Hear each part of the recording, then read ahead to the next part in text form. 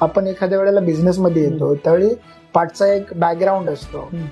तुमच्या लाईफ मध्ये असं काय होतं का? फर्स्ट जनरेशन आहे आणि मला ते नेहमी असं कमतरता असायची, कोणीतरी पाहिजे होतं लाईफमध्ये की बाबा असं धंदा आहे आणि तो म्हणजे आपल्याला सांगू शकेल. पण असं जनरली आपला बॅकग्राऊंड नाही. आम्ही एकतर सातारचे खटाव, आमची जी खटाव तालुक्याची सातारची लोक जी खटाव मान स्पेशली तिथली लोक जी मुंबईला आलेत, एकतर ती कलरमध्ये कामाला आहेत किंवा पोलीसमध्ये आहेत किंवा असेच आहेत, धंद्यामध्ये कोणी नाहीये.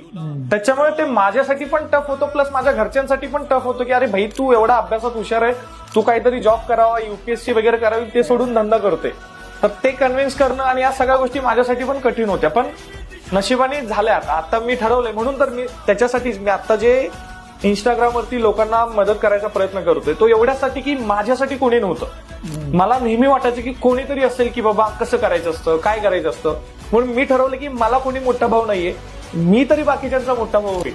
तर हे मी ठरवलंय की लोकांना जास्तीत जास्त मनापासून मदत करायची.